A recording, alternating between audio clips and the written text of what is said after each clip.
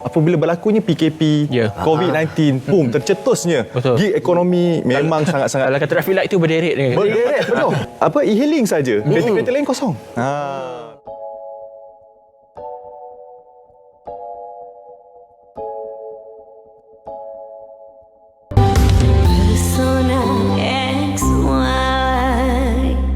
Kalau saya tengok isu gig ekonomi ni katanya sudah mula di US sekitar tahun 2007-2008 ketika awal lagi Kementerian Ekonomi itu sebab ramai nak cari kerja dan sebagainya. Katanya saya ada baca gig ekonomi ini membantu ekonomi negara, dalam masa yang sama ada juga memberikan sedikit kerugian. Saya tak faham perkara berkenaan, mungkin doktor boleh kongsikan dengan penonton sebab tema kita hari ini adalah dalam serius ada guraunya, dalam gurau ada seriusnya. Mungkin doktor boleh kongsikan gig ekonomi itu.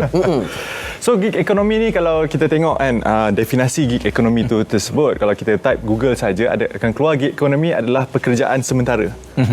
Pada asalnya gig ekonomi digunakan untuk pemain muzik. Kan pemain muzik kat tepi jalan, kadang-kadang kita nampak mereka main muzik sebagai satu hobi dan pada masa yang sama dapat menjana pendapatan. Tapi bukan pendapatan tetap, tetapi pendapatan sampingan. Dan sekarang ini gig ekonomi ni jadi makin lama makin famous, makin popular, terutamanya dalam kalangan masyarakat muda. Maksudnya orang-orang muda macam Hazim kan. So sebab apa? Sebab adanya Uber dan sekarang di Malaysia Grab, ada Food Panda dan macam-macam lagi. So di mana mereka menjadi rider untuk bagi makanan ataupun transport makanan kepada mereka yang nak memerlukannya. Dan benda ni sebagai satu benda yang sementara, iaitu dapat duit sampingan, duit orang kata apa, duit sikit-sikit, duit tepi. Duit tepi pada asalnya. Tetapi sebab terlampau famous, sekarang ni ramai masyarakat kita menggunakan Grab sebagai satu sumber pendapatan utama. Dah jadi kerjaya pula ya. Kerjaya dah. Kerjaya. Bukan duit tepi lagi dah. Bukan duit tepi. Bukan duit tepi, duit betul lah. Duit sumber pendapatan utama. Dan benda ni macam apa yang Hafiz cakap tadi, merugikan. Kenapa? Sebab orang-orang muda ini lebih memilih ataupun cenderung untuk buat gig ekonomi dan mereka tak nak melanjutkan pelajaran ataupun mereka tak nak melanjutkan pekerjaan untuk buat benda-benda yang lebih terikat. Pekerjaan yang terikat ataupun pekerjaan yang mungkin critical thinking akan naik, yang menggunakan critical thinking dan menaik pangkat ke, dapat masuk ke mana-mana syarikat-syarikat besar dan gaji yang lebih stabil, lebih selamat dan sebagainya. Semakin ramai yang terlibat dengan ekonomi gig, adakah semakin memberi kesan positif atau sebaliknya? Bagi pandangan doktor. So kalau kita tengok ekonomi gig ni sebenarnya besar. Ekonomi gig seperti apa yang saya cakap, pekerjaan sementara. Pekerjaan sementara, yes, boleh jadi e-hailing dan boleh juga jadi macam freelance. So mereka yang buat contohnya graphic design ataupun video making, benda ni pun dikira sebagai gig ekonomi. Maksudnya pekerjaan yang kita bekerja ikut masa kita sendiri. Macam apa fleksibel, yang fleksibel. Hazim, apa yang Hazim cakap, contohnya masa jadual yang tak menentu. Kadang-kadang ada masa lapang. Tapi kalau kita kerja, for example, contohnya kalau kita kerja di kedai makanan misalnya, kita tak boleh nak suka hati, bos saya nak kerja pukul 1 petang sampai 2 petang, betul, saya pergi kelas. Terus saya datang balik pukul 6 petang, memang tak adalah kan. So itulah perbezaan ataupun itu kelebihan gig ekonomi. So seperti apa yang berlaku di luar negara misalnya, gig ekonomi ni sangat-sangat maju, di mana ramai orang dah pergi untuk membuat freelance job. Maksudnya apa yang mereka dapat, mereka job-job yang ada, contohnya kena edit video ataupun kena buat graphic design ataupun kena buat subtitle misalnya, mereka dibayar ikut kerjaya yang mereka buat. Di luar negara itu jadi benda yang sangat-sangat bagi saya kebiasaan dan sangat famous dan sangat sesuai dengan golongan ataupun darah muda. Orang-orang milenial ni sukakan kebebasan. Itu yang kita dapat dekat dalam freedom. So ikut kajian doktor, dalam kalau kat Malaysia punya kes ni, adakah akan masa akan datang ni makin ramai pekerja e-hailing ni? Saya dah baca satu petikan di mana Malaysia ni kira kalau kita nak bandingkan dengan negara-negara maju seperti di Amerika Syarikat ataupun di negara China misalnya, kita macam 10 tahun ke belakang. Okay? Maksudnya apa yang mereka buat 10 tahun yang dulu, lepas tu kita ikut.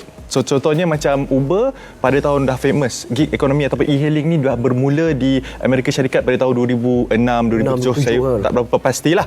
Tapi sekarang kita kan, sekarang ni e-hailing kat Malaysia ni baru nak orang mengembang. kata baru nak mengembang, terutamanya apabila berlakunya PKP, Ya. COVID-19, tercetusnya Betul. gig ekonomi memang sangat-sangat Kalau kata traffic light tu berderet dengan berderet penuh. Apa e-hailing saja. Kereta lain kosong. Time tu semua memang e-hailing. semua orang order Grab, orang order food lah, apalah dan sebagainya. Itu dia. Itulah juga seronok juga, tapi bila kita dah terlibat dengan ekonomi gig ni, perlu ketahui kita tak sama kerja dan macam lain, kerja permanent, kerja tetap. Maknanya perlu ada kesedaran kendiri, maknanya inisiatif untuk menyimpan. Betul. Maknanya terlibat dengan perkeso ataupun menyimpan KWSP. Macam Sebab Azim pun menyimpan juga tu tadi tu. Itulah Okey, doktor, cara. macam mana punya? Tapi benda yang kita kena perkasakan iaitu tentang persaraan. Maksudnya kalau mereka yang bekerja kepada dalam gig ekonomi ini, maksudnya mereka buat freelance ataupun e-hailing service dan sebagainya, duit yang mereka dapat itu saja duit yang mereka ada. Kalau mereka belanjakan ke semua duit yang mereka dapat, habis. Maksudnya Ada apa simpanan. akan terjadi kepada masa depan mereka? Contohnya kalau kita ada kerja tetap, syarikat akan sediakan KWSP, syarikat juga akan sediakan perkeso dan juga SIP, skim insurans pekerja. So mereka ada benda ni.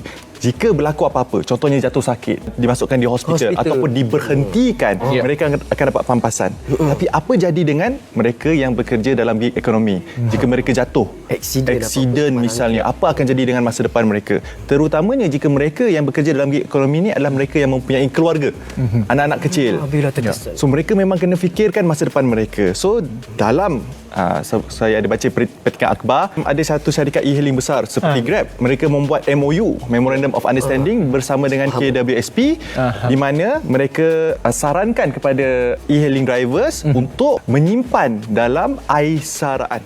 Itu saja sedutan klip pendek daripada salah satu TV appearance yang saya dah buat sebelum ini. Kalau anda nak tengok video panjang, sila pergi dekat ruangan description. Kat situ saya ada sertakan link untuk tengok video panjang. Dan jika anda nak tahu lagi tips-tips kewangan yang lain, jangan lupa untuk lawati channel Dr. Adam Zubir, di mana anda boleh klik pada butang playlist. Kat situ tim saya dah susun dah topik-topik kewangan dan pelaburan yang anda boleh binge watch. Dan jika anda ada sebarang pertanyaan ataupun persoalan, sila nyatakan dalam ruangan komen di bawah. Itu saja daripada saya. Saya akan jumpa anda dalam video seterusnya.